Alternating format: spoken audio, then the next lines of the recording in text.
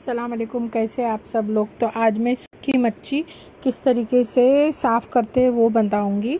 सूखी मच्छी इस तरीके से साफ़ करते हैं। पहले तो हमने ये गांव से लाई थी, यहाँ की मच्छी नहीं है। बॉम्बे की मच्छी का टेस्ट अलग होता है, गांव की मच्छी का टेस्ट हमेशा अलग होता है। इसका बहुत ध्यान, अगर आपको कोई लाकर देता है ना गांव की मच्छी तो झट से ले लीजिए अगर आप लोग खाते हैं तो, क्योंकि बहुत मुश्किल से गांव की चीज़ें मिलती है खाने पीने के लिए, और वो बहुत टेस्टी और लज़ेदार भी रहती है, क्योंकि वहाँ के पानी की बात अलग होती है।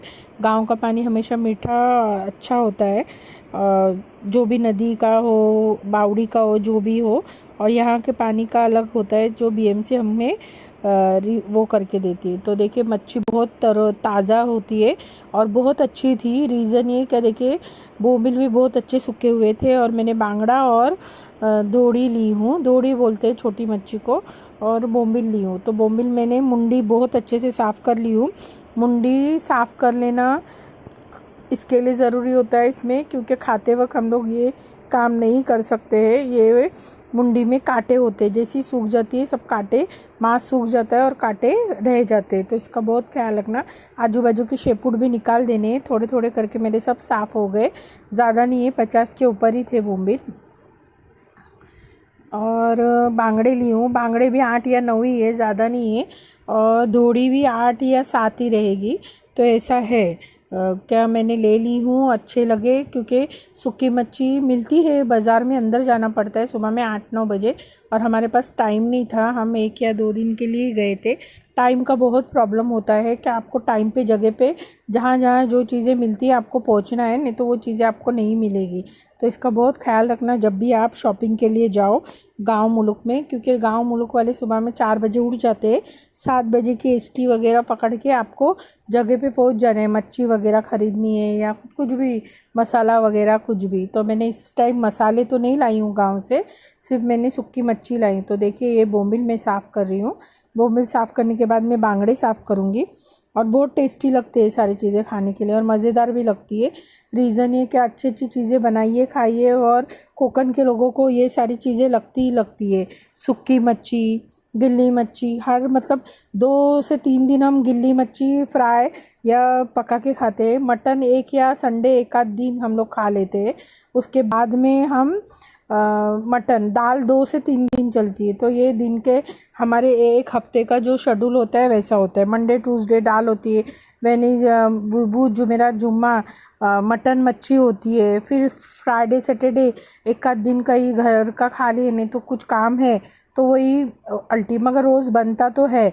किसी दिन ऐसा नहीं होता कि हम लोग मतलब आज का कल खाए। हाँ, बचा हुआ रिपीट हो जाता है जो ताज़े में रखा जाता है, यानी कुछ चीज़ें ऐसी बचती है। समझो दाल बच गई थोड़ी सी, तो सालन के, मच्छी के सालन या मटन के सालन के साथ खा सकते हैं, या मच्छी का सालन सूखा बच गया तो दाल बनाते उस दिन चल जाता है, ऐसा चल जाता है। मगर पकता हम लोगों के घरों में रोज़ है।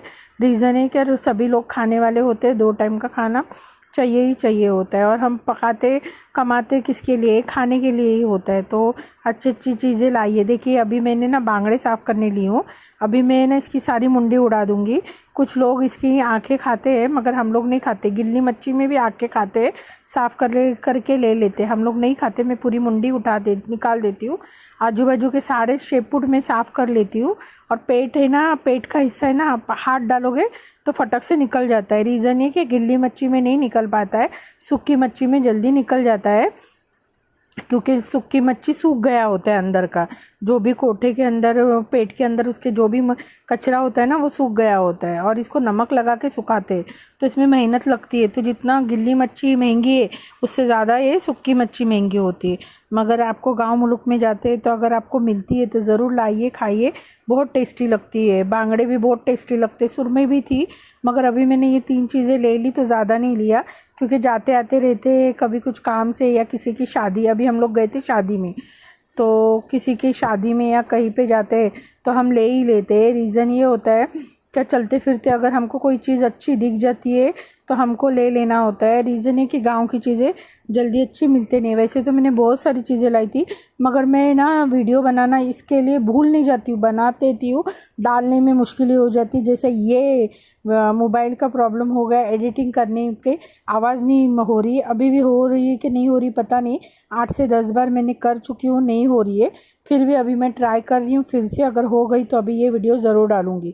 अगर ये वीडियो में अगर आपके समझ में आ गया, आवाज़ आ गई मेरी, तो समझ जाइए पहले मैंने ये 10 बार ट्राई करी हूँ, नहीं हुआ है, अब हो गया है। तो देखिए इस तरीके से दौड़े भी साइड की जो पंख होते हैं वो निकाल देने। शेपुट आपको रखना है, शेपुट इसके लिए रखना है आपको क्योंकि इसको पकड़ के हम फ्राई करेंगे। और फ्राई कैसी होगी मैं आपको बताती हूँ। हल्का तेल निकलने लग जाए, मीडियम आंच पे आपको फ्राई करनी है। हल्का तेल निकलने लग जाए तो समझ जाना कि आपकी मच्छी फ्राई हो गई, क्योंकि ये अगर और ज़्यादा नहीं फ्राई करनी है, हल्की फुल्की मीडियम आंच पे फ्राई करनी है। फास्ट आंच पे कभी नहीं करना, बाहर का छिलका सब जल जाएगा, काला हो जाएगा, तो समझ जाना अंदर की मच्छी पक गई।